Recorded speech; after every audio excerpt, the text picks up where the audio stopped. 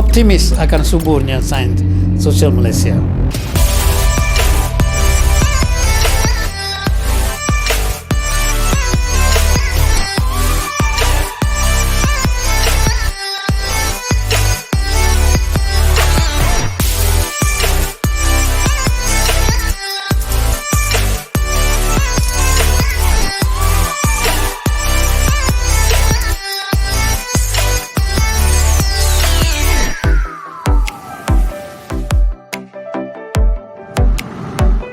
Pemisahan antara dua mata pelajaran itu dikatakan tidak relevan. Jadi terdapatnya satu upaya integrasi. Malah yang menarik ya, yang ini tidak dicatatkan di mana-mana ya. Ada usaha pada waktu itu mengintegrasikan antropologi dan sosiologi dan dipanggilnya social inquiry, ya, science of social inquiry. Jadi tidak pakai antropologi, tidak pakai sosiologi, dan bentuknya interdisciplinary pada waktu sudah ada upaya pada waktu itu. Tapi terjadi juga banyak mata pelajaran yang terpisah-pisah antara antropologi dan sosiologi itu disatukan, dan yang menjadi penentu pada waktu itu pada 1980-an di antropologi sosiologi itu adalah satu pendekatan class analysis. Waktu itu ada class analysis, malah pada tahun 80-an, pertengahan 1980-an, selama setengah semester diajarkan sains sosial Marxist. Diajarkan untuk setahun atau 2 tahun begitu pada waktu itu. Jadi kembali kepada soalan Rahimi tadi ya, semakin suburkah atau layukah sains sosial Malaysia dalam menanggapi masyarakat? Saya optimis akan suburnya sains sosial Malaysia. Optimisme saya berdasarkan pertimbangan berikut ya, bahawa tiap ilmu itu berevolusi dan ternyata perubahan tidak terelakkan dari evolusi tadi. Dengan kita ambil pertimbangan ini ya, dengan perkembangan teknologi baru dan kemajuan dalam sains fisikal, maka perbedaan antara pelbagai cabang sains semakin lama menjadi samar ya. Tidak seperti dulu ketat, tapi sekarang sama-sama. Dulu mereka tidak toleransi akan kelonggaran batasnya, tetapi sekarang mereka menggalak supaya batas itu jangan terlalu ketat, malah porous, ya, boleh keluar masuk begitu. Pada ketika sama ya, sains-sains baru mulai muncul dan berkembang. Dan apabila bidang-bidang itu mengembang, maka sempadan atau batas beberapa, khususnya 7 komponen dalam sains sosial itu mulai berubah, mulai menjadi cair. Jadi itu asas optimisme saya ya. Sementara itu terdapat interaksi antara disiplin-disiplin dalam sains sosial telah membuka bidang-bidang baru. Contohnya IKMAS, Institut Kajian Malaysia dan Antarabangsa, IKMAS di UKM. Itu satu-satu contoh yang mendukung pernyataan saya tadi. Terdapatnya upaya integrasi, ya. Kemudian sudah muncul disiplin-disiplin walaupun bukan di Malaysia, disiplin-disiplin baru seperti psikologi ekonomi. Kerana sekarang kalau kita lihat dalam ekonomi, istilah sentimen itu dipakai apabila soal-soal saham. Sentimen. Bagaimana sentimen boleh wujud dalam satu ilmu yang begitu pasti? Yang tidak ada emosi itu tidak penting. Ya. Sekarang sudah ada psikologi ekonomi. Dia bukan material semata-mata ya. Kemudian ekonomi psikologi. Jadi dia berkembang.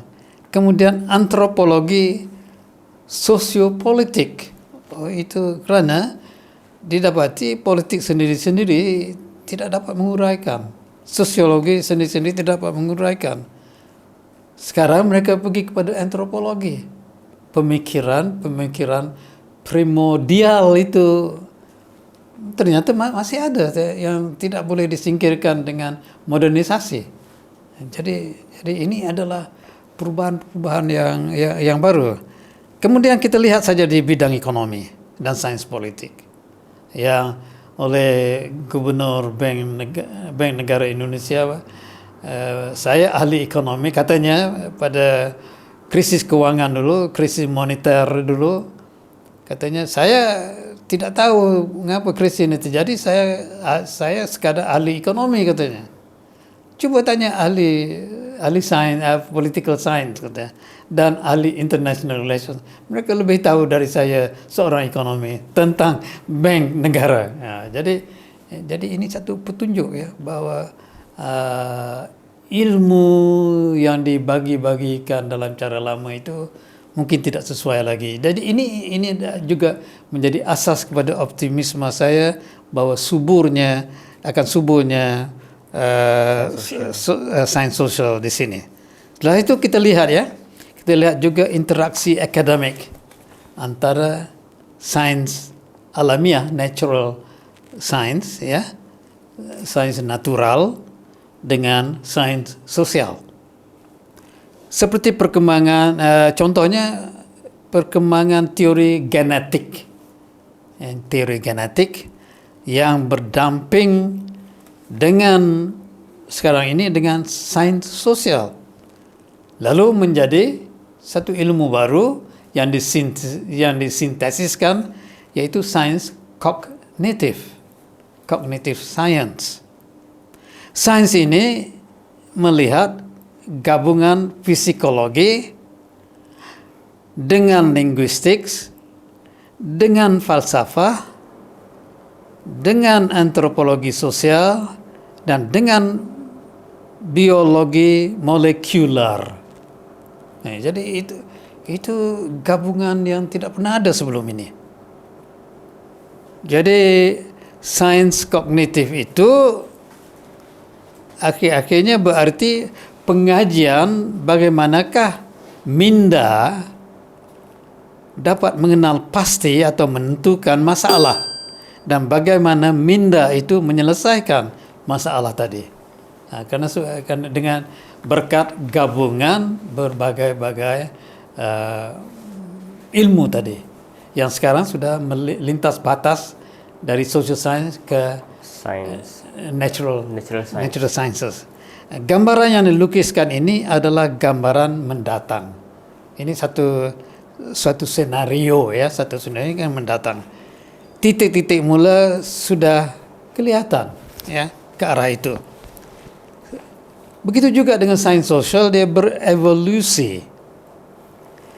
Sains sosial sekarang ini dan pernah berinteraksi dengan humanities, yaitu sastra. Sains alamiah tergantung amat ahli sains sosial. Itu di mana-mana saja ya sekarang. Jadi saya lihat semuanya ini, yaitu evolusi dan perkembangan, akan menuju kepada new social science. Dan berkenaan dengan buku ini 1974, ternyata resolusi bahawa supaya ilmu sosial itu diajar di peringkat sekolah tidak diambil pusing oleh pemerintah. Ya. Jadi mungkin naratif Malaysia menjadi salah satu yang boleh membangkitkan semula, menimbulkan semula dan hantar satu memorandum menyatakan inilah keinginannya 50 tahun dahulu, tapi tidak terlambat untuk dipertimbangkan, sambil memberi tahu juga apa yang terjadi di Barat, bagaimana Barat mengajar, dan juga di Jepun, di Timur dan di Barat, bagaimana social science itu diajar di peringkat sekolah. Jadi apabila mereka sampai ke universiti, mereka sudah ada perspektif itu, dan yang lebih penting itu perspektif sains sosial itu merebak di seluruh masyarakat. Jadi sudah pentingnya the social itu penting. Terima kasih. Okay. Baik, terima kasih Prof. Maksudnya di sini Prof memberi jawapan optimis terhadap sains sosial punya masa kini dan juga masa hadapan, yang mana semakin longgarnya sempadan sains sosial tu untuk pertamanya adanya interdisciplinary tu yang pertama, kemudian sudah ada satu pertemuan dan bentuk memberi dan menerima juga antara sains sosial dan juga sains alamiah itu tadi, dan itu boleh menggagaskan sebuah sains sosial yang baru. Jadi terima kasih Prof atas jawapan tersebut. Itu untuk episod pada kali ini. Kita akan ada lagi satu lagi persoalan dalam episod yang akan datang. Jadi sebelum itu, pesanan saya like, komen dan subscribe Wacana Studio Naratif. Sekian, terima kasih.